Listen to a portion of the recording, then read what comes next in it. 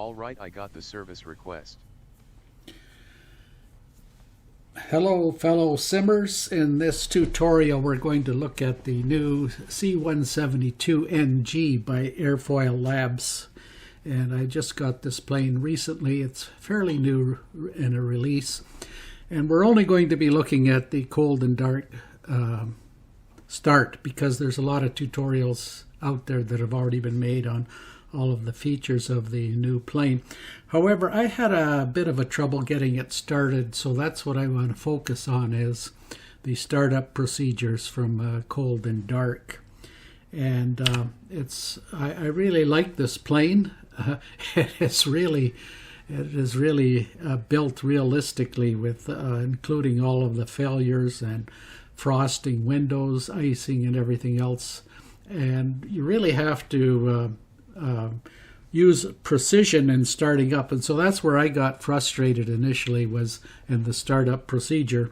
So that's where we're going to focus on, and I'll try not to ramble. People tell me that I ramble too much when I'm making videos. So this is a nice day in Toronto, and you know, I'm not sure if I selected real temperature or not, because if I selected real temperatures like -19 out, and it's not weather that you want to be flying the C172 in, because you'll get icing and your windows will frost up, etc. So we'll see whether we've got problems with that or not.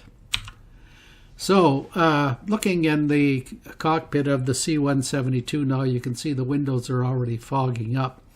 And I guess that's a common occurrence in these planes. And I'll show you how to defog the windows.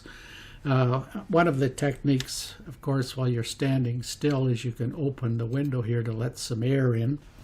That'll help to defog the windows. However, I'll show you what else to do that doesn't involve opening the windows. But we want to get it started. So the first thing you want to do is check the fuel shutoff here, that it's pushed in. If it's out like this, you won't get any fuel flow. Try saying that three times in a row. But push that in, and you've got the cutoff valve pushed in now. Then the other thing you want to do is to put auxiliary power on. So over on the, if you move your mouse to the left here, you're going to find all kinds of cool features of this plane. And I'm not going to go through all of them, because there's other tutorials on the internet that go through all of that. But you want to connect the auxiliary power supply. That'll help you to give you extra amps and cranking power for starting the engine. And if it's cold outside like it is today, you can even put on a heater here to warm your engine. And I'm not sure that this actually does anything, but you can see the heater here, which can warm up your oil temperature. I don't think it works unless there's some little switch to turn it on. I didn't notice any difference in terms of heating up the heating up the engine at all. But they have a lot of cool things like that. Back to the startup procedures. So we're back in here, and we're just going to get rid of that, because I don't know if it does anything. But we are going to use the auxiliary power here for giving us extra amperage for starting and cranking the engine. You notice the windows are already defogging, and that comes from opening the window. But you can't fly with your window open, so I'll show you how to keep the windows clear while you're flying, unless it is negative below freezing out. Then the windows will frost, and I have not found any way to defrost the window. The wings will ice, and I haven't found any way to de-ice the wings either. So we have a bit of a problem in trying to fly when that's in Canada and -19 degrees out. So let's get this baby started. So the first thing that you want to do is to turn on the battery, and then you want to turn on the beacon light to get the yoke out of the way, to let everyone know that you're going to be starting the plane up. You want to bring up the engine, this function here, and this is where I ran into issues. And initially, if you try to start the plane without bringing up the engine, you're likely going to fail, because the engine priming has to be precise, correct on. So you can see that to prime the engine, this needs to be brought right into the green in the middle here. And so we're going to go through the priming procedures now, but I'm going to just move this to another window for now. So to prime the engine,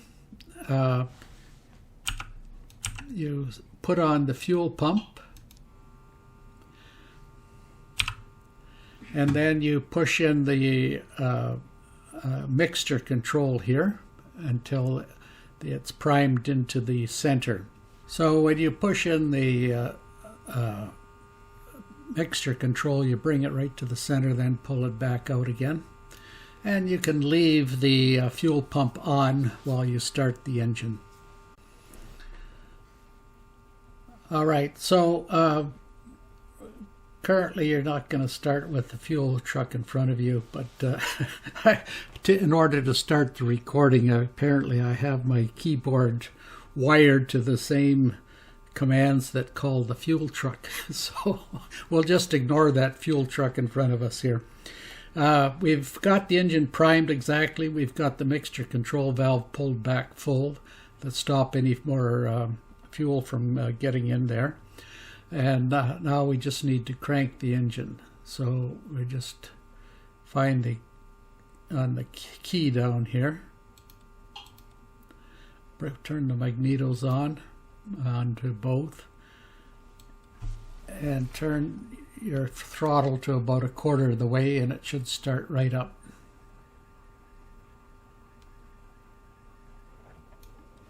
And then turn the mixture into rich, full on like that, and you can turn off the fuel pump. All right, so that's the starting procedures. We'll turn on the avionics. And we will also